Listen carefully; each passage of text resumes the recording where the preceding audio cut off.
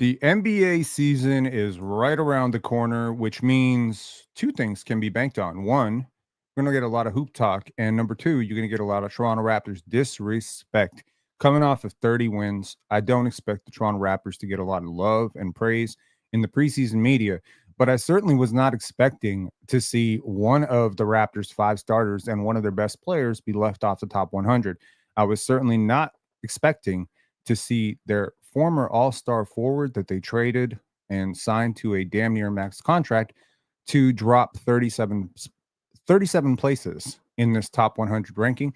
But ESPN's panel of 150 writers, accredited writers, knowers of basketball, have put together their full top 100 list. We're going to go through this. We're going to go through all of this. Okay. We're going to go through every single one of these things. And as you know, I'm not just a Raptor fan. I'm not just a Spurs fan. I'm an NBA fan. I watch all these players play last year. And you know what? For people like Cooper Flagg, if Dylan Harper made this list, I haven't looked at it completely. I know what these players did last year too, because I also cover college basketball. So it's kind of a cool thing about covering the Raptors and also being on Player's Choice as much as I am, which is that I actually have to watch the entire league, which means I'm not just some Raptor-centric person who only watches Raptor games. No, I watch the Cavaliers. I watched all the playoffs this year, which means a lot of these players that were ranked above RJ Barrett, above Scottie Barnes, above Immanuel Quickley, above Jakob Poeltl, I'm going to have a lot to say about it. So let's go through this list, and I will tell you what I think about every one of these players and why I think this ESPN list is absolute hogwash, why it's disrespectful, and why there's a part of me right now, especially coming off the panel episode that we just had where we ranked the top 25 players under 25, and I was super high on Scottie. I was trying to get him as high as number 3 on that list. He didn't even make the top 10. I can't wait for this season because I can't wait to pull up these receipts. I can't wait for the first month, second month, third month of the season. I cannot wait for people to eat crow on this team because I really genuinely believe this team is going to be really good. I think they're going to push 45, 46 wins plus. And I think a lot of people are going to have a lot of things to say. And I hope all those things start with, I'm sorry, I was not familiar with your game. So let's start with the 100th ranked player who was ranked 53rd last year, and that's RJ Barrett. So let me get this straight, ESPN. This player had better numbers, granted on lower efficiency, had a much harder role, didn't have an entire half season of play. It didn't have quarter season of play with Pascal Siakam. Had to play most of his games without Scottie Barnes or Immanuel Quickley plus Jakob Poeltl. Had to play with a lot of bench units, became a much better playmaker, really gave a solid defensive effort to end the year, was one of very few players, by the way, to get to that 26-5 benchmark that a lot of stars get to, has some people in Toronto debating whether he was the best player on the team last year. And y'all are telling me he's the 100th ranked player on the team. Wow. Well, RJ Barrett, for all of his warts and all of his inefficiencies, has never and probably will never be the 100th best player in the NBA. And frankly, it's crazy that anyone would try to make this argument. He is not 100th, okay? As many, I've listened to a lot of smart people say the Raptors probably need to move off of him. That has nothing to do with how good a player RJ Barrett is. Has just everything to do with how well he fits on this team. If he was on the Charlotte Hornets, he'd be their second best player. If he was on the Washington Wizards, he'd be doing just as good a job, if not a better job, than Jordan Poole. And I expect Jordan Poole to be on this list somewhere. So look, the fact that RJ Barrett is 100th is already starting this list out on a very piss poor note. And honestly, I'm not really even sure he's better than Immanuel Quickley. So it's just a little bit insane how much Immanuel Quickley is getting knocked off this list for just playing 33 games last year. And I'm going to bring up a very interesting point when we get to the Scottie Barnes and Paolo Banchero element of this, because, a lot of the panel was this debate about what Paolo did against, the Raptors last year, 41 points or whatever. To those of you who didn't watch that game, I'm going to break that game down for you and let you know how those 41 points came about and what the context of that game really was. So first of all, RJ Barrett 100. I don't agree with this. RJ Barrett top 50, maybe I don't agree with that either, but I think RJ's comfortably top 65. Top 65. So he's already 35 spots way too low for me. Number 99, Steph Castle. Look, there's a lot of projecting going on here. I'm a big Steph Castle fan. Definitely not going to slander the rookie of the year. That being said, he's not a better player than Immanuel Quickley right now. He's not a better player than RJ Barrett right now. So miss me with that bullshit. Walker Kessler, last year unranked. He's one of the best rim protectors in the league, has a lot of offensive awards. The Jazz have been trying to move the guy for almost 2 years. Is he a top 100 player? If he is, he's probably fairly ranked. But once again, I think Jakob Poeltl, Scottie Barnes, Brandon Ingram, I think every one of the Raptors starting five are better than this dude. And while I think that there's some argument to be made that he fits better in certain contexts because he does certain things well defensively, you're really banking in a lot of projection if you're going to make a case that he's going to be better than RJ Barrett this year. Okay, number 97, Peyton Pritchard. I think this is fair. I think this is a fair place for Peyton Pritchard. I think Peyton is a very underrated player. He's obviously, is it fair to say he's the best player at hitting like half court buzzer beaters in the entire league? He's a really good, he's just a really good player who's probably going to get some crazy opportunities this year, especially if the Anthony Simons at starting point guard thing doesn't work out. He might be the reigning sixth man of the year this year. He might actually take the starting spot from Anthony Simons. We'll see. But I think Peyton Pritchard is a very underrated player, and he's definitely top 100 player for me. Nickeil Alexander-Walker, I mean, he's very fringy. Nickeil, PJ Washington, Devin Vassell. Devin Vassell is definitely a top 100 player. PJ Washington and Nickeil Alexander-Walker, I could hear a case for them being 110, 120, 125. This is not that far off. But you're not telling me these players are better, considerably better than RJ Barrett. And none of these players that we've talked about so far, in my humble opinion, are better than Immanuel Quickley. I think Manny Quick got more to prove than just about anyone being left off this list. Devin Vassell and Immanuel Quickley are probably in a similar range to me. They both got some stuff going for them. Devin Vassell last year was unranked. This year, last year, 17 points, 4 rebounds, 3.1 assists. But the context really matters, okay? You having guys here who are sixth men, fourth options, fifth options, being ranked ahead of guys who were the leading scorers on their teams. And by the way, it's not like the Mavericks were some dominant team. It's not like the Spurs made the playoffs last year. It's not like the Raptors made the playoffs. So why the tax on one? Jakob Poeltl at 93. I myself have said I don't necessarily know if Jakob Poeltl is a top 15 center in the league, but he's very close. He does a lot of things really well. He does a lot of things well that maybe don't show up on the box score. So maybe he doesn't get the 2.5 blocks per game, but he's a pretty decent rim protector. Maybe he doesn't get 10 rebounds per game, but that's because he doesn't play a lot of minutes. 9.4 rebounds. He's a great pick and roll partner. If he had a dynamic point guard to play with who could really make great reads out of that pick and roll, someone like Luka, if he had someone like Luka or Trae Young to play with, he probably could average 17 points per game. And he's so efficient. So unlike other rim runners, he doesn't necessarily give you the same vertical pop at the rim, which is to say he's not the lob threat that someone like Derek Lively, Daniel Gafford, formerly before that JaVale McGee were. But he is very dynamic in the sense that you could actually throw it down to him and he can give you some old school buckets, with his back to the basket. He can give you that floater range stuff. He's really got great hands. He's not as great a passer as the Toronto Raptors are trying to make him. Like, I've heard some comps to like, okay, well, we're going to try to use him like a little bit like Jokic or a little bit like Domas.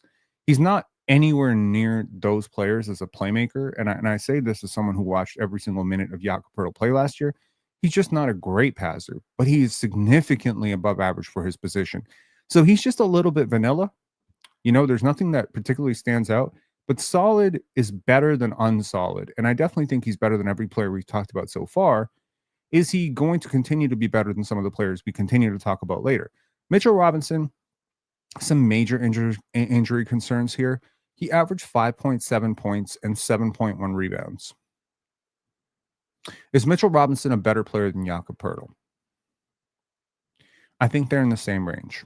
I really do. I think they're in the same range. But if I'm giving the edge, I'm giving it to Yak because he is healthier, considerably healthier. Okay.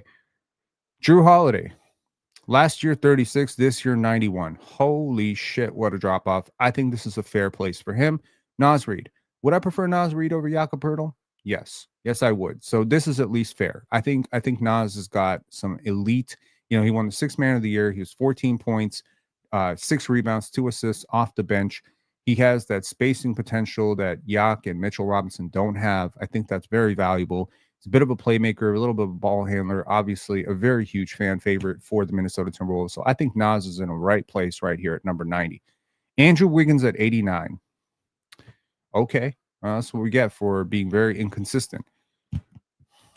Is Andrew Wiggins better than Drew Holiday? No, I don't think so. I don't think Andrew Wiggins is better than Drew Holiday. Zach Edey at 88. I mean, shout out to the Canadian, Zach Edey. But I really, really cannot believe that Zach Edey and Jonas Valanciunas are getting this kind of love. Neither of these players are better than Jakob Poeltl. Jonas Valanciunas is not better than Jakob Poeltl. There is no world in which Jonas Valanciunas is better than Jakob Poeltl. If defense counts for anything, his numbers are worse. His game is worse. His playmaking is worse. What the hell is going on here? What is going on? I hope Donovan Clingan is above these guys because he's better than both of them. Bradley Beal at 86. Oh, my God. Brad Beal had a surprisingly efficient season last year. For a player that caught as many strays as he did, he's not worth the $40+ million that the Suns were paying him, but he's more than worth the $14 million the LA Clippers are paying him. So in this sense, I kind of get why Brad Beal is here, but over Jakob Poeltl, really now? Does defense count for nothing? I don't think so, man. So I'm getting a feeling that Jakob Poeltl's actual rank should probably be closer to like 74 on this list. Jaden Ivey. Were the Pistons better when Jaden Ivey got injured? Like after Jaden Ivey got injured, did he and Cade maybe have some little oil and water synergy last year? A little bit. So I'm not really sure what Jaden Ivey will be. This might be projecting a little bit. Tobias Harris, 84. Valid. Tobias is a really good basketball player. He's very solid. He's always been ranked and maybe underrated because his contracts have been so high, because the Philadelphia 76ers chose him over Jimmy Butler. He's not Jimmy Butler. He's not as good as Jimmy Butler. He's never been as good as Jimmy Butler. But last year, I'd be lying if I told you that he didn't have a huge hand in how good the Pistons were. His defense was very underrated last year. I definitely think Tobias Harris is a better player than RJ Barrett, last year at least. I think he was a better player than Jakob Poeltl. I could make an argument that Immanuel Quickley was better, but Tobias played more games. He played for a winning team. I think Tobias was underrated here. If I'm being honest, 84 feels low for Tobias Harris. I'm just keeping it fair. This is not a Raptors glaze session. This is me being absolutely fair. 83 for Jonathan Kuminga. Fair. I think he is a really misunderstood player. A lot of talent, a lot of isolation scoring talent, just not a lot of understanding of the game. And I got a really cool update somewhere. When we get to 50, I'm gonna pause for like 3-4 minutes and give y'all some really cool updates about what's coming on with this channel. Couple of really fantastic conversations that I had yesterday, one which blew my mind. But yeah, Norman Powell, 82, underrated. 22 points, 3.4 rebounds, 2 assists, super efficient last year, was an all-star buzz, but he's 82. That's too low. Andrew Nembhard, 81, too low. DeMar DeRozan, 80, fair. Onyeka Okongwu, 79. Onyeka Okongwu is one of my favorite players in the NBA. 79 is mental. Let me not get myself canceled. It is insane, okay? He is not a better player right now than DeMar DeRozan. He is not a better player than Andrew Nembhard. He's not a better player than Norman Powell. He's probably not a better player than Jonathan Kuminga. He is definitely not a better player than Tobias Harris.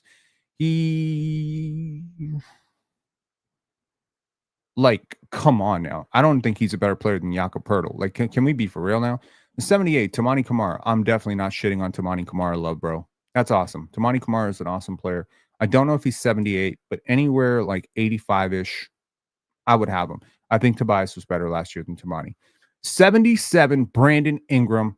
Let me lose my mind right now.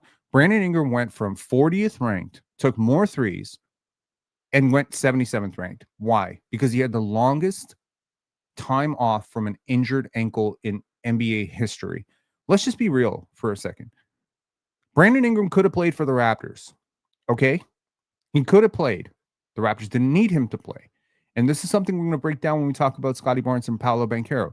The Toronto Raptors were trying to lose basketball games. I told y'all this in freaking October. Okay. October of last year. Don't accuse me of front running. I told y'all last year the Raptors are trying to lose basketball games. I can see it in their defensive scheme. I can see it in how they're synergizing lineups. I can see it in their rest. They are not interested in winning basketball games. So who the hell am I to judge a player for not playing for a team that asked him to sit? Ingram could have played. I have it on very keen knowledge. Before he got traded, I talked to someone close to him, close to his camp, that said he's probably 2 weeks away from playing, which is why I said when he got here, don't believe the narrative about him being injured because they're just going to rest him. And I really thought that maybe, just maybe, we were going to get, 5 games of Ingram to appease the crowd. We didn't get that because the Raptors had no interest in appeasing the crowd. They didn't care. They wanted to develop. They wanted to lose. They wanted to max out lottery balls. And obviously, they did a very poor job of it because they ended up stumbling their dumbasses into 30 games. But that's what happens when you develop correctly. The game that I'm going to mention with the Orlando Magic and the Raptors is just, I hate to keep mentioning that, but Brandon Miller is better than Brandon Ingram. What? Brandon Ingram is worse than Brandon Miller? Brandon Miller's a really good player, but 76 is insane. Jaden McDaniels, really great, player, really great defender. I like him. I pitch a trade where the Raptors should trade for him. But in no world are these wings better than Brandon Ingram. Can we value 3-level scoring? Can we value playmaking from the wing spot? Can we value a guy who's 6'9" who can dribble, pass, and shoot the way Ingram can? Can we value the fact that many of the players that are going to be listed above him are complete non-defenders, whereas Ingram at least participates? Come on, man. Jabari Smith Jr. is a better player than Brandon Ingram. This list is insanity. Derek Lively is a better player than Brandon Ingram. Why are you making me hate so many of my favorite players? Jabari Smith and Derek Lively are two of my favorite players. They are not better than Brandon Ingram. Like, what the fuck are we doing? Zach LaVine is a... Okay, now we're just being crazy. Zach LaVine is a better player than Brandon Ingram. Zach's a good player. Zach's a really good scorer. Is it a coincidence that every one of his teams lose? Is it a coincidence? Is it a coincidence that this dude can't play defense? Is it a coincidence? My God. Okay, Kobe White. He had a bit of a breakout year last year. He had a really huge hot stretch in which he was winning back-to-back, I think, Eastern Conference Player of the Week. He had a really good stretch. But the analytics do not love Kobe White. And I'm going to say this clearly. As good as Kobe White is, he is not, has never been, and probably will never be better than Brandon Ingram. Let's just keep it a buck here. Michael Porter Jr. is not better than half the players that we've talked about so far. Let's stop overrating one-dimensional players, okay? Like, how about that? Let's just stop, okay? If he goes out and leads the Nets in scoring this year, if he leads the league in scoring, I guarantee you they will be a losing team. There's something about scaling up that matters to me. Josh Hart at 69, valid, very valid. Very valid. If nothing else, I think he's underrated. I think he's probably a top 65 player. Again, Josh Hart is one of those players that a lot of people like to underrate because his numbers are not sexy. But 13 points, 9.4 rebounds, 5.6 assists. Okay, very valid. Not a great shooter. Fine. Great cutter. Decent defender. He's a really good player. He had 9 triple-doubles last year. And honestly, he contributes to winning in a way that is not obvious to the box score. 68 for Tyler Hero feels low. 67 for Cameron Johnson feels fair. 66 for Denny Avdia, low. Denny Avdia is a worse player than Aaron Nesmith. And by the way, no player that I've talked about so far is better, in my opinion, than Brandon Ingram. So we are still waiting for the first player on this fucking list that's going to be better than Ingram. Are we kidding here? Come on, man. Shout outs to Frank following us over from the PC chat. Man, how did you feel about that 25 under 25? I know I was probably dragging that Scottie Barnes stuff, but this is crazy to me. Aaron Nesmith's a really great basketball player. I understand there's a little bit of a boost happening because he was just in the finals and he's a very good player. But I do need y'all to acknowledge that he was probably the 4th or 5th option on most nights. And Denny Avdia was the first option, second option on most nights. That matters to me. It really does. And I don't understand why Denny's getting underrated like this. Lou Dort, from 85 to 64. If you think that Lou Dort and Aaron Nesmith are better basketball players than Brandon Ingram, you need to get your head checked because I don't think you understand basketball. Maybe you need to consider following tennis or soccer. Lou's a great player, yo. He's a really great player. And I understand that there's a complexity of trying to rank primary initiators with secondary initiators, with tertiary initiators, with role players, with bench players. I get all of it, man. I do. I understand there's a difficulty here, but there has to be a primacy of what do you value on the basketball court. Okay. I hear it all the time. It's about advantage creation. Okay. Well, if it's about advantage creation, then I need you to value the 3-level scorer who can pass, dribble, shoot over the one-dimensional standstill shooter who can barely hit shots. Come on now. LaMelo Ball is 63. Again, from a talent perspective, very underrated. Probably a top 35 talent easily. But defense counts. Efficiency counts. And he was highly inefficient last year. It's worth noting, as I found out today, he was top 10 in offensive EPM last year, which is important and very valid.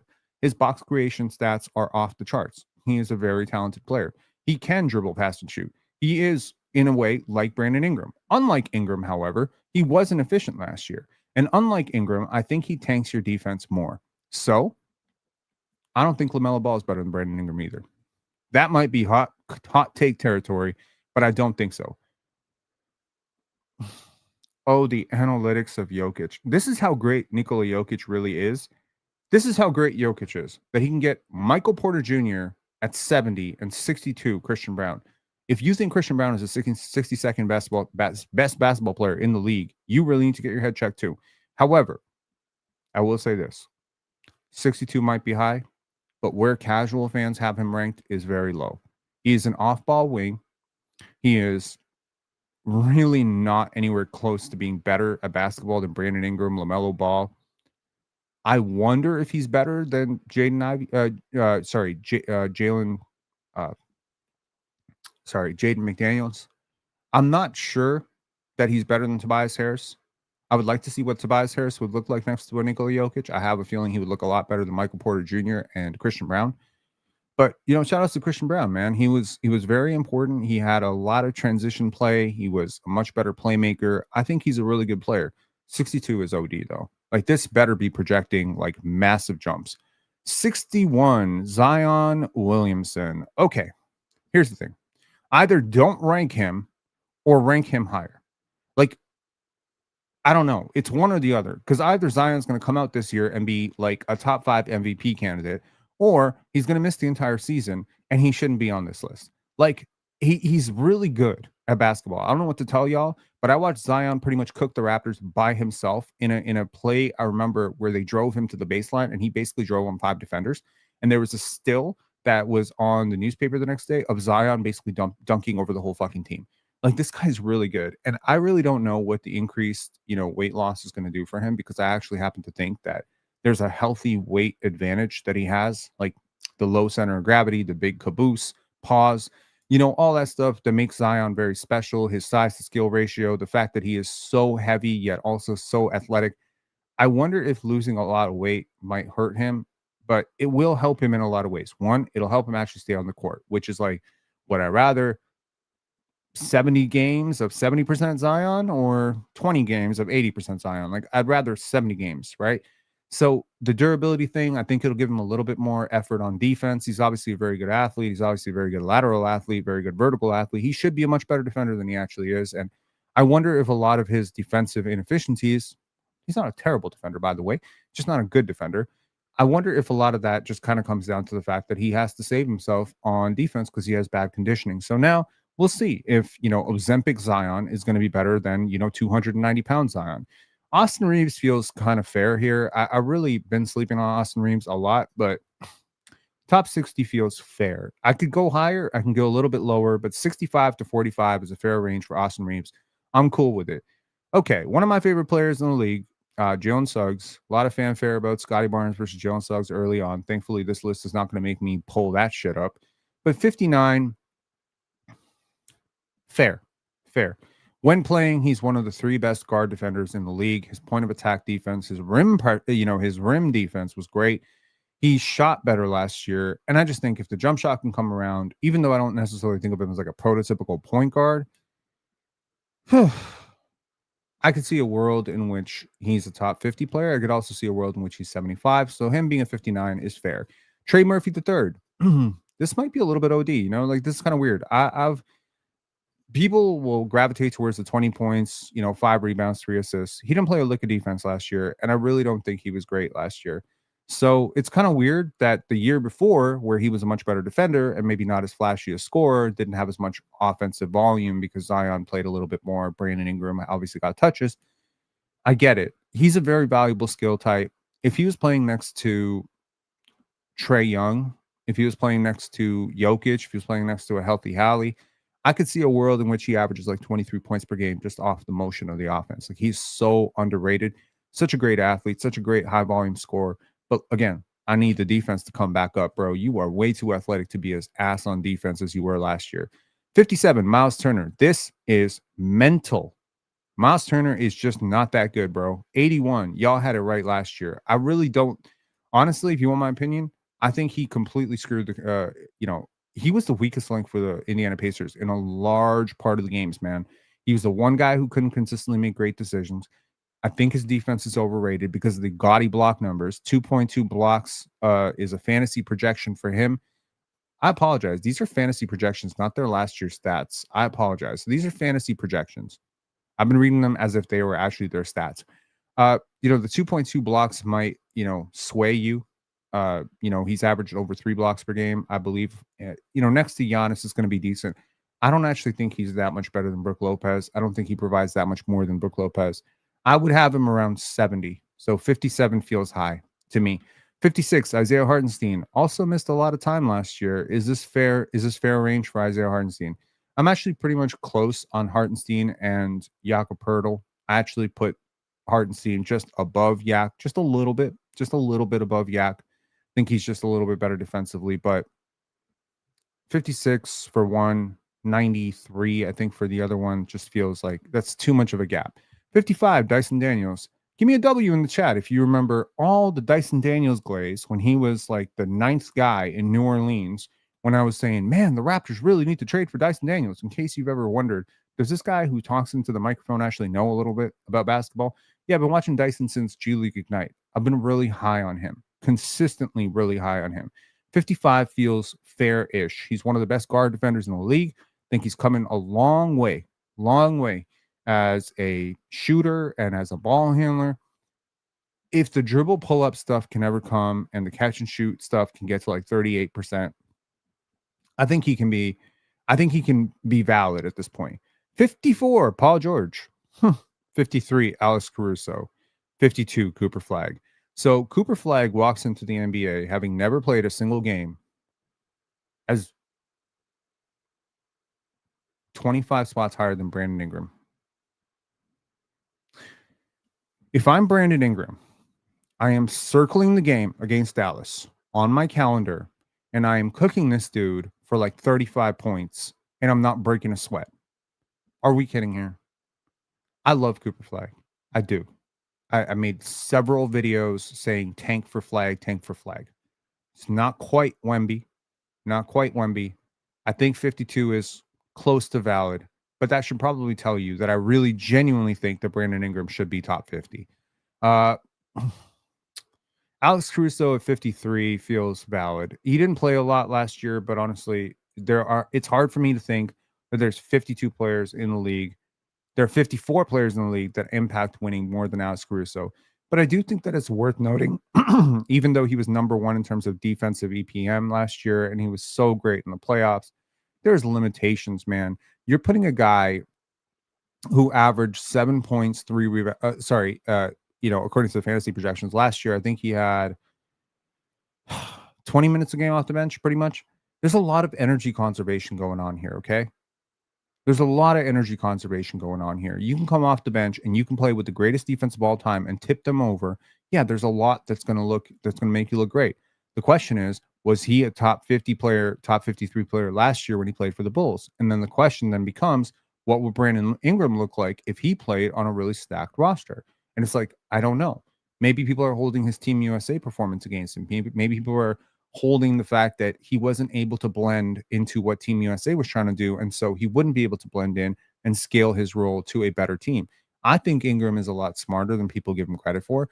And honestly, Paul George last year Was he significantly better than how many of these players are better than Immanual Quickley? Uh Austin Reeves is better than Immanuel Quickley, sure. Zion, yes. Christian Brown, no. LaMelo Ball, yes. Lou Dort, no. Neesmith, no. Avdia, yes. Cam Johnson, yes. Hero, yes. Porter, no. Kobe White, no. Zach Levine, close. Derek Lively, no. Jabari Smith, no. Jaden McDaniels, no. Brandon Miller, no. Ingram, yes. So overall, I see the point. I see it. And at 51, Draymond Green, last year 66. So I guess Draymond rose up the list a little bit. Honestly, it's very hard to quantify what Draymond does. Cortland saying you're gassing IQ. What am I gassing? What part of 38% pull-up jump shooter do you not understand? Do you not understand like what part of over a 3-to-1 assist to turnover ratio do you not understand? What part of stop go season do you not understand? I think Immanuel Quickley is way better than people give him credit for right now. I understand he has limitations. His defense took a step back. His floater efficiency wasn't great. There was a lot to be left on the, on the chopping board in terms of his decision making. I didn't love his decision making. But what are we doing here? What? He didn't contribute to winning in New York? He's not contributing to winning because he can't lift a lineup of fucking Cole Swider and Orlando Robinson and Colin Castleton. That's what I'm supposed to hate on him for? Come on now. He is easily a top 65 player in the league, man. If he's not, I'm going to tell you this right now. If Immanuel Quickley is not a top 100 player in the league, we are fucked because we're paying him $32.5 million a year for the next 4 years, and he's not a top 100 player. I hate to say it, but if Immanuel Quickley is not a top 100 player, if ESPN is right and I am wrong, then the Toronto Raptors officially have one of the 10 worst contracts in the NBA. That is the truth. Okay, I promised I would talk a little bit about something really cool that's happened in the PC, not the PC, in my life, in the community. And before we get to the top 50, so we rank 50 to 10. They have not released 10 through 1, so we'll have to wait on that.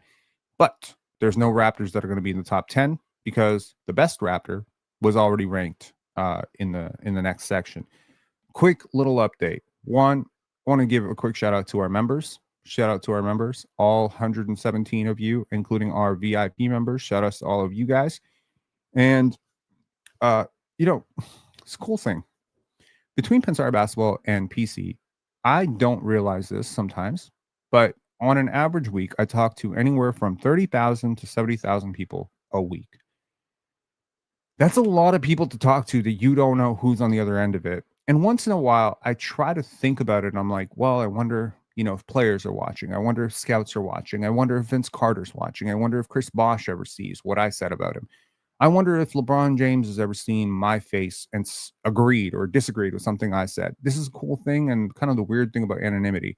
And sometimes, occasionally, one of those doubts is actually verified because a player will reach out to you and they'll talk to you and it'll be unsolicited. And that happened yesterday. One of my favorite players of all time reached out to me and told me that I was doing a good job. I don't care how cool you think you are. In that moment, you become a child again because I literally had this guy's jersey. It was one of the first jerseys I ever bought. And the idea that I got to watch him play, and he, it's like the cool thing is when you're a hooper, when you play basketball, you do look up to these guys. You look up to these guys because they're doing things on the basketball court. You're watching their tapes. And it's a very surreal moment to go because I'm not doing this as a player, right? I'm not playing the game, so I'm not shaking their hand, good game, good game. I'm not doing that. But I'm contributing to basketball in the way that I can with my statistical knowledge, with my analysis. And once in a while, it's just really cool to know that a player or a coach or a trainer that you really like reaches out to you. So that happened yesterday. It was really cool. I showed my girlfriend the DM. I'm not going to share who it was or necessarily what they said, other than that they said that we were doing a good job. But I said, do you remember me talking about this guy? And she said, oh, yeah, all the time. And I was like, look at this. And I showed her and she was just like, what? Full conversation. It was really cool. Really cool. Second thing, one of my favorite trainers reached out to me talking about something that I talked about on proprioception on PC. And he showed me this, like, he's a trainer for AJ DeBonso. And I actually asked him, I was like, would you mind coming on our channel? Because this is one of the best trainers in the world. I'm not gassing it. I'm telling you, I've seen his work. He is truly one of the best. And I'm talking all over. I'm talking from athletic training to skills training to understanding the game. Honestly, this guy understands it at a level that is honestly savant level. And he's training some of the best players in the world. I'm actually asking him to come on one of these podcasts one of these days, and he said he'd be open to us. I'm gonna send him some dates today. I'm gonna hopefully line that up for y'all next week. So I am really excited to have that fucking conversation because, oh, man, proprioception, wasted dribbles, the economy of good offense, man. Sometimes, I know I have some outlandish takes on PC that a lot of people don't agree with. I get that. I understand sometimes even in Raptors land, I am a bit of a pariah saying Scottie Barnes is going to be a superstar, blah blah blah, and people are just like, but is he even better than RJ Barrett and Grady Dick? I understand that sometimes I'm seeing the game in a very different way, and because I don't usually toe the party line and I'm not usually very conventional, sometimes I'll hear like 500 people tell me I'm an idiot, and I'll start to doubt what I'm saying a little bit. Like, I'll go back to the drawing board and just try to confirm whether what I'm saying is not crazy, because usually when you end up, it's you saying one thing and 999 people telling you you're wrong. You'd have to be completely psychotic to not at least question whether you're wrong, right? So when a player or a coach or an assistant general manager or like a scout or somebody that you really respect reach out to you and tells you, no, you're completely right, keep going, this is 100% true, it gives you like this brimming confidence. And I don't know if you can tell from me right now, but I am walking with my chest very puffed right now. It's Jamario Moon. Oh, you are funny as fuck. No, it's not. Okay. Uh, although if Jamario Moon ever reached out to me, I'd be very pleased. I got a lot to say to him too. And you might be surprised, but I've been working on this video. Y'all know about it, the top 50 Raptor peaks. Would you suspect that Jamario Moon is going to make that top 50 Raptors peaks because he had a really sneaky good season for the Raptors? I'm guessing it. He might not make it. Anyways, okay, let us continue with our top 50. Kristaps Porzingis, last year 46, this year 50. I think this is valid. He had a bit of a unfortunate end to the season, and he looked very sick. Some people were suspecting that the man had AIDS, so that's tough.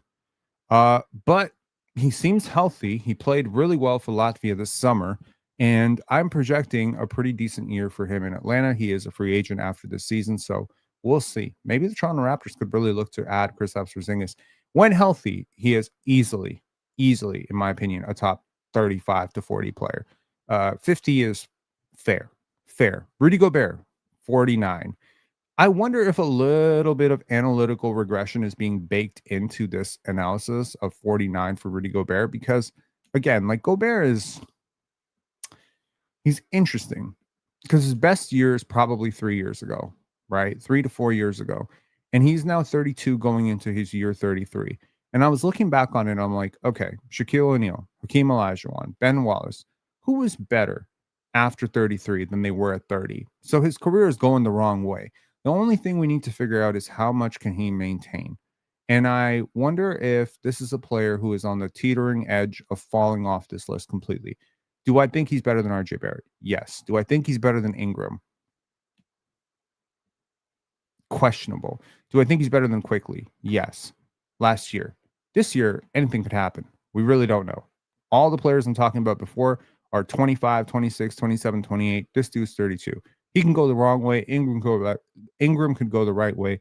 It would not shock me at all if Brandon Ingram had a much better season this year than Rudy Gobert. So just to give you an understanding of how high I am on Ingram, 38, Mikal Bridges falls 10 spots to 58. Sorry, 48 from 38. Tough season for him overall, individually, but he had some good moments. The written text here from Tim Bontemps is, it was a volatile season for Bridges in New York after being acquired from the crosstown rival Nets for a boatload of draft picks. Shit. 5 first-round picks and a pick swap, anyone? Holy shit. Given the fact that the Raptors gave up one draft pick for Ingram and these dudes, these morons, gave up 6 picks for Mikal Bridges, I'm gonna make a case. I would rank them as equivalent players. I would say they're borderline equal. Neither one of them are championship number ones. Neither one of them are necessarily like so efficient that they can single-handedly tide raise an offense. And honestly, Mikal Bridges is just a reputation defender at this point. He's a better defender than Brandon Ingram, but he's not a better passer than Ingram. So it's like it's a little bit, I don't know. I think I prefer Ingram, but that just might be an aesthetic bias with me. 47, Joel Embiid. Holy shit. Did any one player fall more than Joel Embiid? It's valid. There are a lot of health concerns. If he's healthy, he's a top 6 player in the NBA and probably a top 2 player in the East. If he's not healthy, it's an albatross of a contract. 46, Jamal Murray.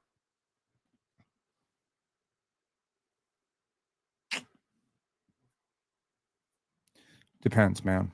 It depends. I have a lot of issues with Murray, but obviously you cannot underrate the skill set. The skill set is elite, and paired next to Jokic, it's double elite. His ability to come off of screens, his ability to play make out of those situations, his ability to hit tough shots in playoff moments. It's truly it's game changing. It's game changing. He's truly one of the better players. He's definitely a better player than Mikal Bridges for me because what he gives you offensively is just so elite here. As a 6'5" playmaker who can do some of the stuff that he can do. I really, it's kind of interesting though that RJ Barrett, who was 100th on this list, and Jamal Murray, who's 46, when they both played for Team Canada, RJ was like 15 times better. So, can RJ do a lot of the same stuff Jamal Murray can do? Yeah, with the exception of one critical thing, pull up jump shooting. That's really what it comes down to. Jared Allen, number 45, Jared Allen, he goes all the way from 73. He was the top rated Cavalier in terms of defensive EPM. I think he is fundamentally very valuable as a big defender who is efficient, but very one dimensional, 2 dimensional offensively. I could make a really solid case that he probably belongs a little bit lower on this list, but I don't hate it. Jalen Johnson at 44, a lot of projection going on here, right? To go from unranked to this, he is a little bit limited offensively. Now, D. Lee, who covers the Atlanta Hawks, was on Raptors Republic chopping it up with Samson Folk, and he said that he would take Jalen Johnson over Scottie Barnes. There's quite a few people in the world who would take Jalen Johnson over Scottie Barnes, and most of those people, I believe, reside in Atlanta. And thankfully, I'm thankful that ESPN did not put Jalen Johnson over Scottie Barnes because this conversation would go a lot differently. 43, Lauri Markkanen. Lauri belongs here. I think Lauri is a victim of a bad situation in Utah. They've obviously adjusted his role and adjusted his shot profile to fit what they're trying to do. And what they're trying to do is lose. And if I'm going to give Scottie Barnes and Immanuel Quickley and RJ Barrett and Jakob Poeltl so much grace for being in a situation where they're being asked to lose, so I'm going to do the same thing for Lauri Markkanen and Colin Sexton, and frankly, a lot of players who've been in bad situations. Markkanen is a really good player. The last time he was on a team that was trying to win, he was an all-star. Julius Randle at 42. Julius Randle is around the player that I think Brandon Ingram belongs with. I think these two players should be neck and neck. So this is around the range that I probably would have Ingram. I would have Ingram with Markkanen, Randle, this range. So Ingram to me is already like 30, 35, 40 spots too low. It's just crazy to me. This is the conversation he belongs in. And what is this conversation? Elite complementary players. Elite. And he had a really good playoff run. And now he's signed his contract, but he's on the wrong side of 30. So we'll see. Number 41, one of my favorite Raptors of all time, 41, OG Anunoby. Is OG a better player than Lauri Markkanen? Close. OG is to me like very much Ingram adjacent talent. If you told me there's a trade on the table, OG Anunoby for Brandon Ingram, I would think about it a lot. Okay. They're also the same age, by the way. They're both 28 years old. So don't assume OG's 25 and Ingram's 35. No, they're the exact same age. They're both 28 years old in their prime. One of them is a way better creator, way better offensive player. One of them is a defensive utility knife who can do everything defensively. I don't know. Aaron Gordon. What does Aaron Gordon? Fairs. You know what? Aaron Gordon, pretty underrated. Desmond Bane, another player who's very underrated. I don't disagree with his 39th ranking. Is Desmond Bane a better player than RJ Barrett? Yes. Is he a better player than Immanuel Quickley? Yes. Is he a better player than Jakob Poeltl? Yes. Is he a better player than Brandon Ingram?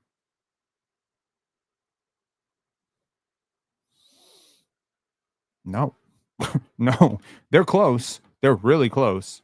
They're really close. I would put them neck and neck. And if you told me Bane was like 3 spots ahead, I'd be like, okay, he was winning last year. Ingram was injured. Fine. So it's giving me an understanding that, to me, if I was ranking this, Immanuel Quickley would be like 74th. RJ Barrett would be like 78th. Jakob Poeltl would be around 70. Is that fair? No. He'd be top 80. So all three of those Raptors would be in the top 80. Ingram would be probably 39 to 43. And Barnes, you don't want to know how high I'd have Scottie Barnes, but we'll get to it when we talk about Scottie Barnes. Darius Garland, 38. Fairs. Amen Thompson, 37.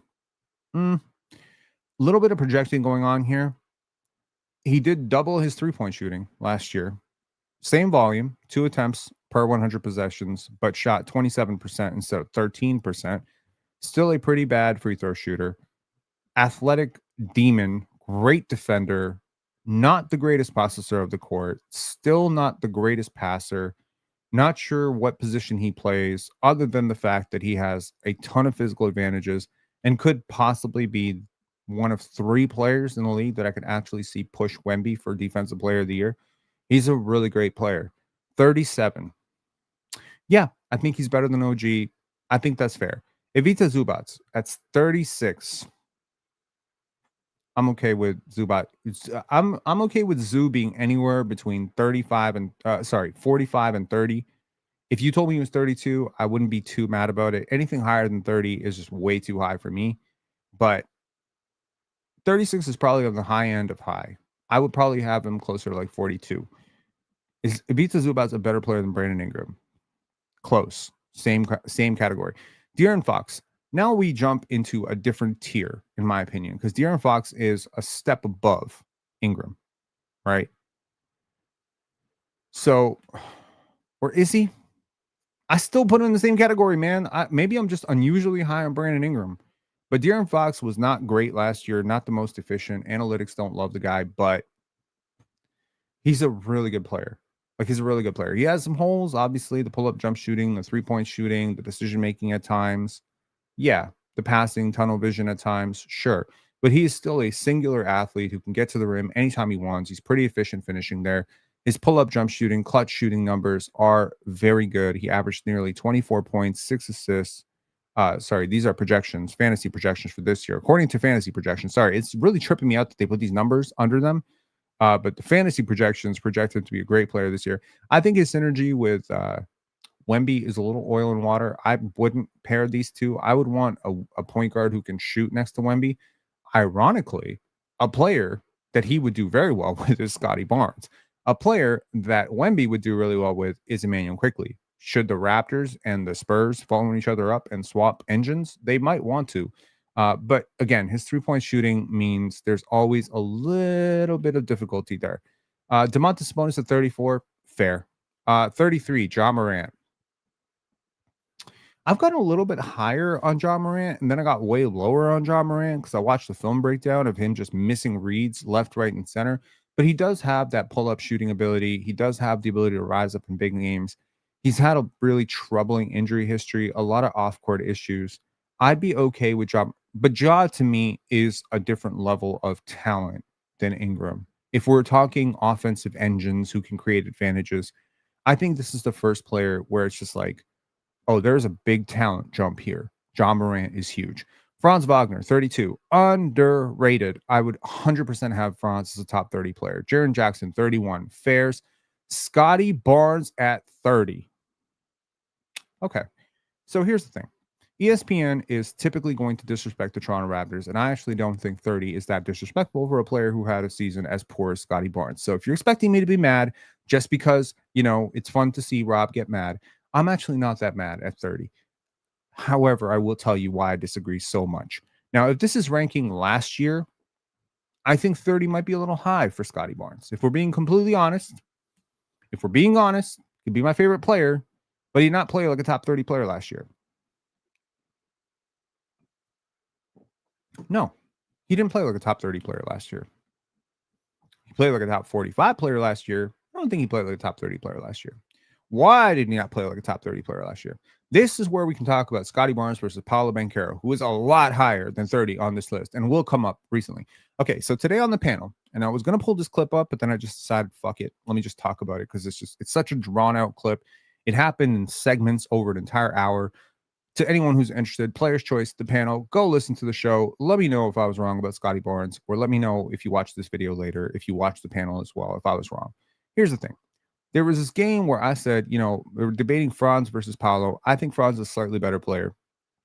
I'm basing this on a lot of stuff. One, I really value defense. I really value versatility. I value rim pressure. And Franz has all of that. Franz has all of that. They were very similar in the playoffs in terms of their impact metrics. The one thing that Paolo has going for him, honestly, is the three-point shooting in the playoffs has been elite. He shot 44% and 40% from three on 5-ish attempts in both playoff runs that they've been on. Obviously, there's some bias. He was the first overall pick in a draft, which didn't really have a consensus first overall pick and probably should have been Chet, but whatever. We'll ignore it. And, a lot of people just like to think of Paolo as a franchise player, but, it's some interesting data to suggest. One, Franz is a better defender, by far the better defender.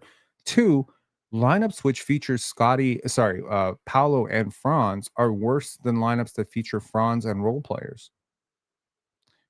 The lineups with Franz on the court with four really good role players, including guys like Jones Suggs, Anthony Black, Goga Batadze, the Magic are a pretty deep team. They're a little bit offensively deprived, but him as a solo star, this is something that Thinking Basketball has been talking about a lot, which is how well do players do as solo stars? So how well did Kawhi do in 2019 without Kyle Lowry? How well did Tim Duncan do without Manu Ginobili? Things like that. So Franz without Paolo, the team is better offensively than Franz and Paolo without Franz.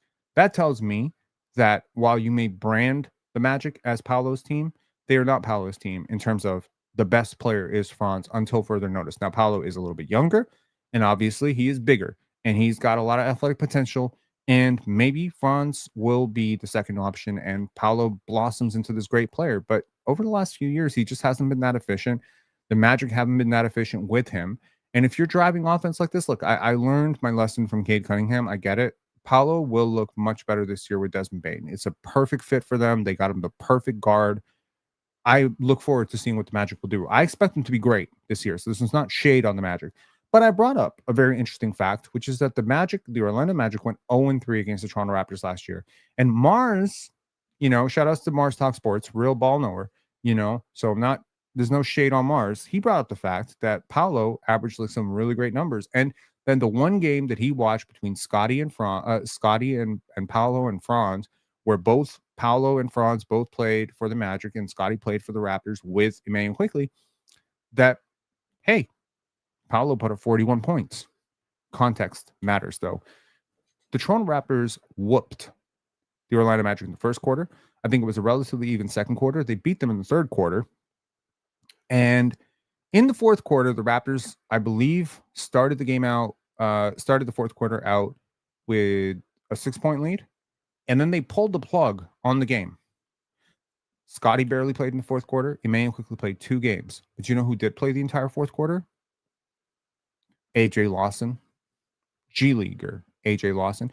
You know who else played in the fourth quarter? Orlando Robinson. You know who else played in the fourth quarter? Rookie Jamal Shed. You know who else played in the fourth quarter who hit the game-winning shot? Jacoby Walter. We all remember that game, don't we?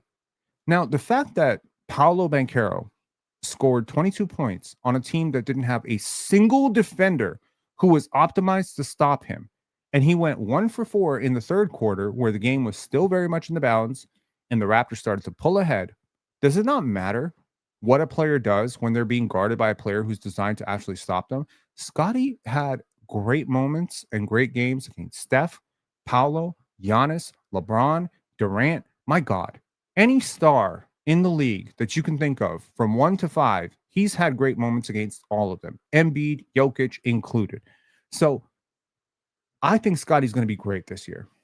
I don't want to say inside knowledge, I have some knowledge. I have some knowledge that he's pretty motivated this year. I have some knowledge that he's put in a lot of work this offseason. And I want to say this. I want to say this. Bookmark this video and come back to me. This dude's going to be a star this year. He's going to be a really great player. And everyone who want to troll me, everyone who want to say that I'm gassing the Scottie thing, everyone who wants to say that I don't know basketball because I think Scottie Barnes is better than you think he is. Well, ESPN thinks he's the 30th best player, and I don't even agree with them. I'm going to tell you the players that I think Scottie's better than. I think he's better than Trae Young.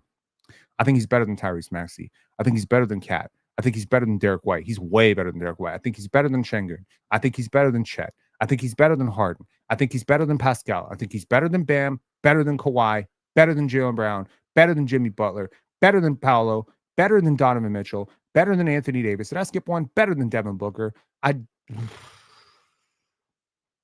He's not better than Anthony Davis.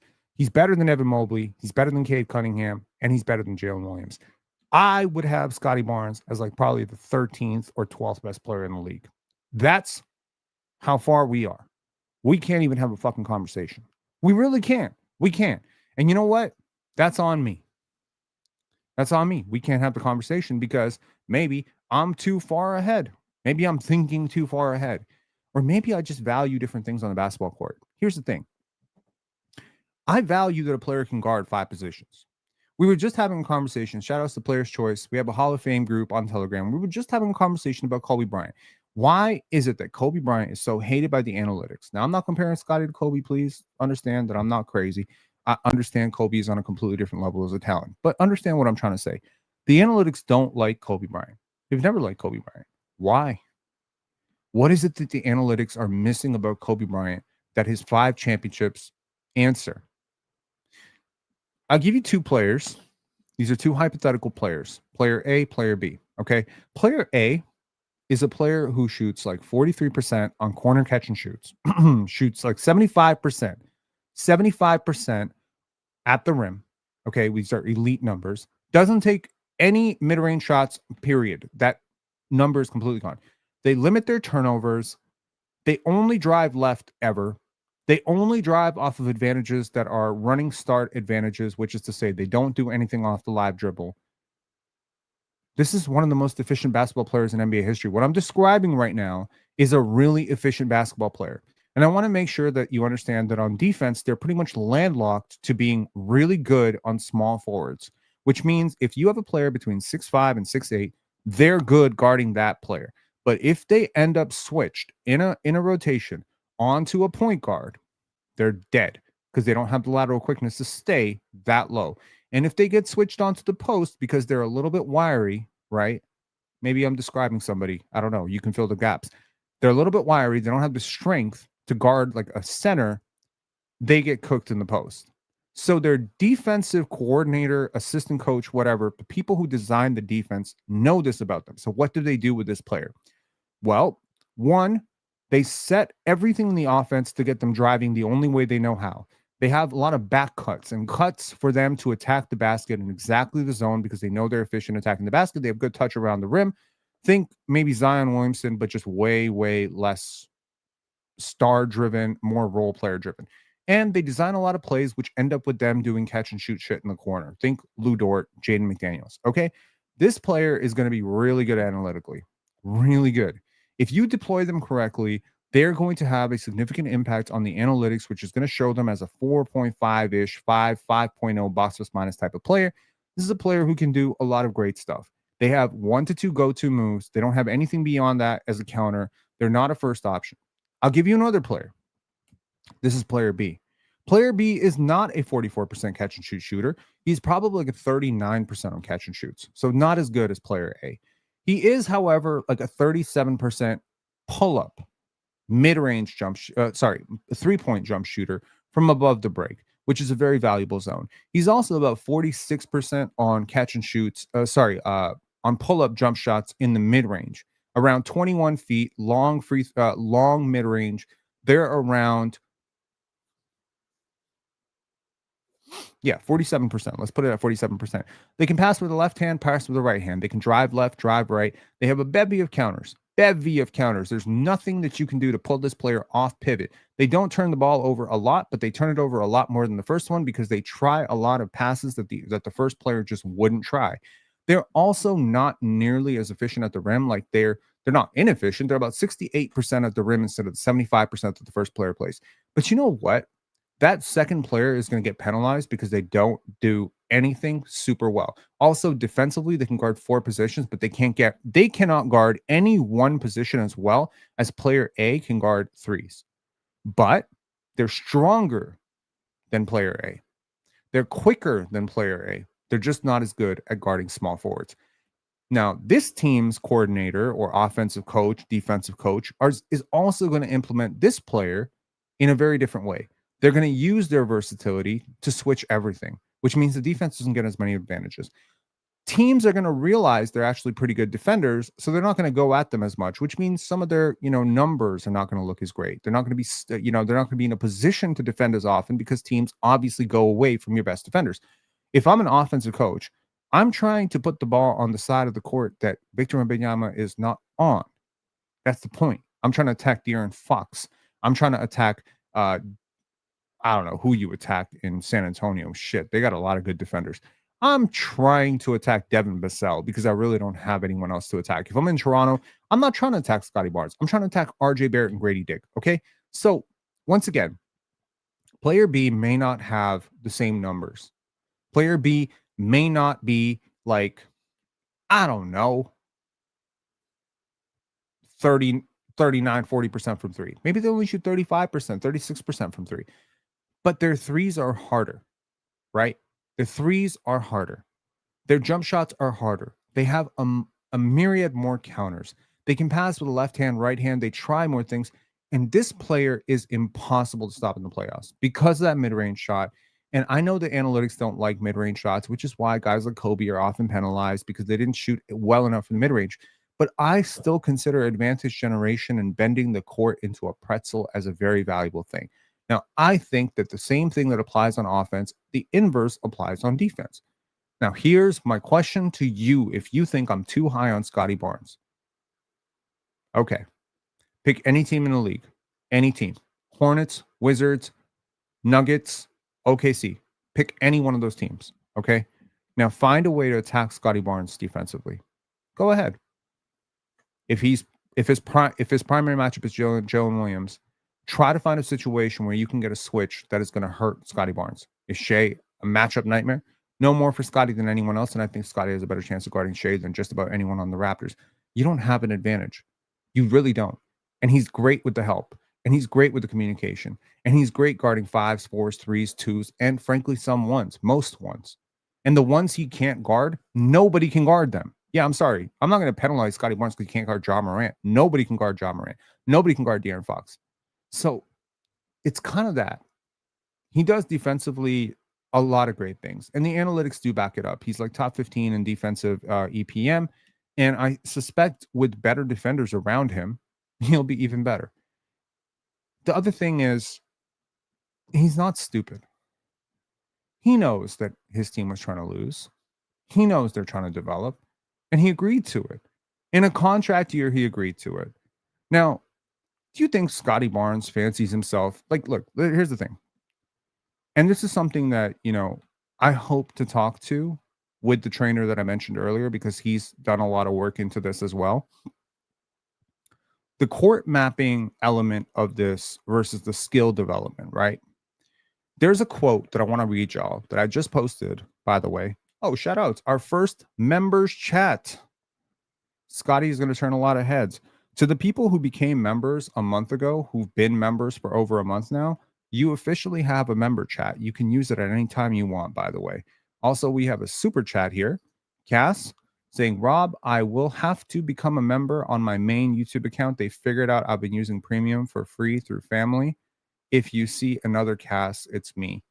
Oh, man. You could write me an email if you ever want to, if you ever want to let me know something like this. You don't have to send a super chat for this, but I appreciate you telling me. But damn, scamming YouTube. I'm a fan. I'm a fan of your game. Okay, hang on one second. I'm gonna pull this up. One sec. It's a brilliant quote. And I want to give y'all a channel to follow if you're interested in deeper basketball insights. It's not my channel, of course, but hang on one second. The channel is craft.athletics. You will get a lot from this. I promise you. It is not a very popular Instagram channel, but if you want to learn real basketball, go follow craft.athletics. That's the same dude I'm going to have on. So here's a quote from Craft Athletics. One dribble too many is a misread. Heed my words, bro. If you're a young hooper, I want you to write down what I'm saying and actually frame it. Every dribble should serve a purpose: shift a defender, close space, trigger a rotation. If it didn't do one of those three things, you wasted it. This is true economy of movement. Take your time, but never waste time. Hell fucking yes. Scottie Barnes does not waste dribbles when he's playing to win. Okay. He is a very economical basketball player. He is not flashy. He is not necessarily doesn't have the flashiest game, but it is economical. Defensively, he is economical. Offensively, everything is wired for efficiency. So when you have a player like this, it is very important to get them to untrain their brain away from their natural modus operandi, which is let me help my team win and do the most efficient thing, and now to do some inefficient things, because sometimes inefficiency can be great for long-term efficiency. Okay. Turnovers are good in young players. Do you know I have watched so many grade school, high school, college games. Okay. We're talking JV. We're talking fucking junior college. I'm a hoop. I was trying to estimate how many games I watched this year. It's a lot, bro. It's so many. I have watched between the WNBA, NBA, high school, college, shit. I've probably watched over like 900 full games this year. My entire life has been basketball this year, and it's about to get even more severe. You know, I love turnovers in young kids. Love it. When a grade 6 kid, not stupid turnovers where you're trying to hot sauce, and you dribble off your foot. That's not the type of turnover I'm talking about. I'm talking about the turnover where you shift the defense and then hit the pass, no look, and your teammate was supposed to cut, but he was too stupid and he didn't cut. That turnover is a good turnover for me.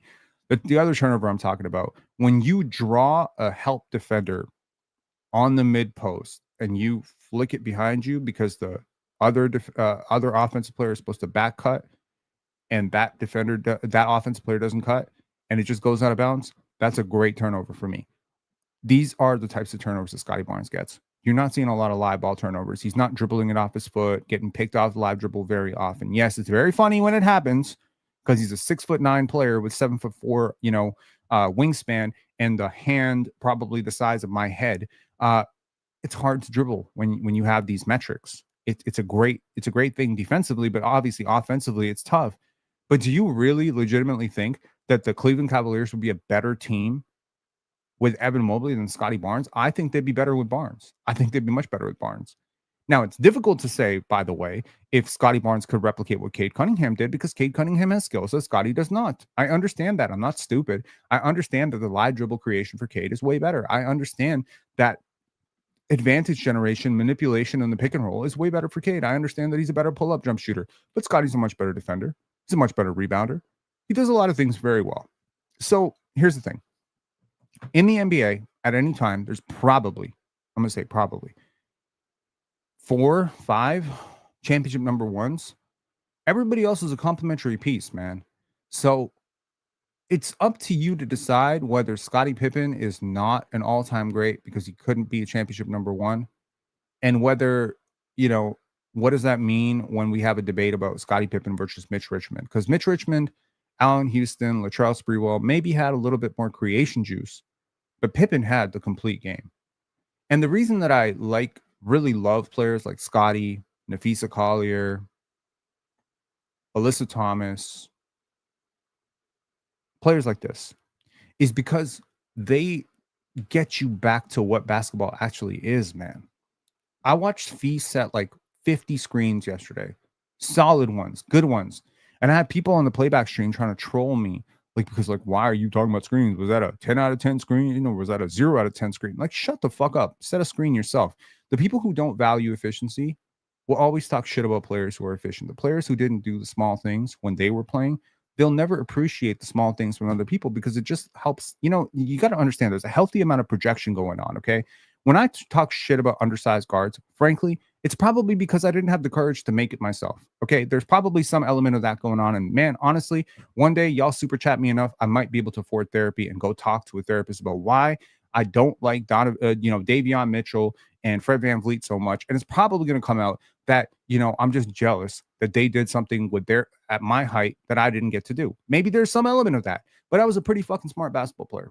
I'll tell you that. So I definitely appreciate smart basketball players. I appreciate players who are able to use angles, who are able to read defenses, players who are able to maximize their strengths, and players who are able to allow other players to shine. I think that is a skill. I think it's a star skill. And yeah, sometimes a Scottie Pippen is better than a Karl Malone. Sometimes, I like complete basketball players. That's just what it is. I like Jason Tatum. I like Brandon Ingram. I like players who can do everything.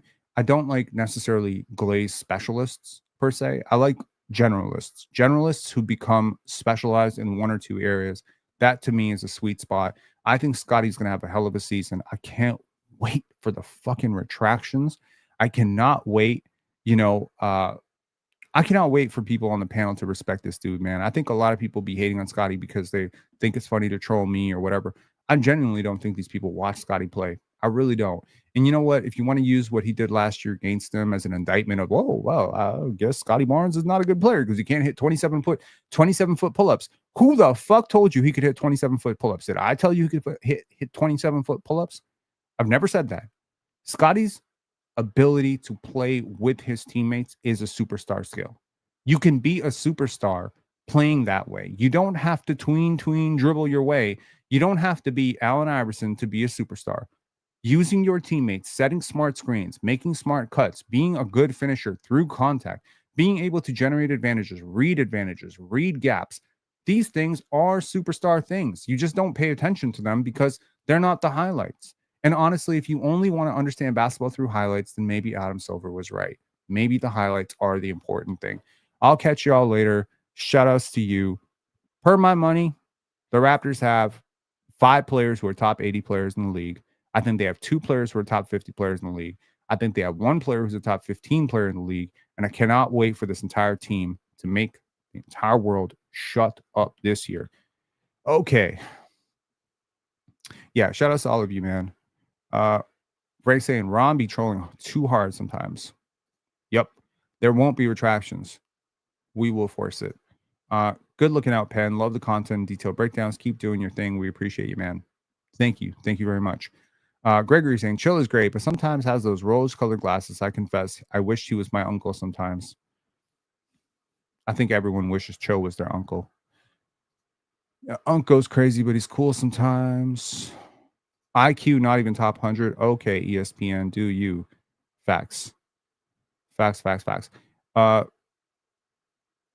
Also, Chill saying Mobley is better than Wemby is absolutely wild.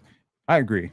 I honestly, I think Victor Wembanyama, Evan Mobley, Anthony Edwards are all going to take mega leaps up. So if Scottie Barnes wants to be top 5 among, top 25 under 25 next year, because Scottie will still be 25 next year in the summer when they do a top 25 and when PC does a top 25, my hope is that he will also take a mammoth step up because all those players are coming for, they are going to be really great. I have a lot of faith in Franz, Evan, Cade, all taking a step up. So for Scottie to catch up, he's going to have to take a next level. But if Scottie can come out and average 22, 9, 6 on like 5.5 box of minus, that'd be great. With all world defense, that's easily a top 15 player. I will say this though. Do y'all remember that in the 32 games before OG Anunoby was traded in 2023, 2024, when Scottie Barnes became an all-star, I will remind you that this dude averaged 21 points per game, 9.4 rebounds, 5.8 assists, 2.9 stocks on 53.4% from 2 and 39% from 3, and he had a 5.8 box plus minus. That player for an entire season is a top 10 player. That was 2 years ago. He's a way better player today. You will see. I promise you will see. I know what I'm talking about. I'll talk to y'all later. Please hit like on this video and share it with another Raptor hater in your life. Peace.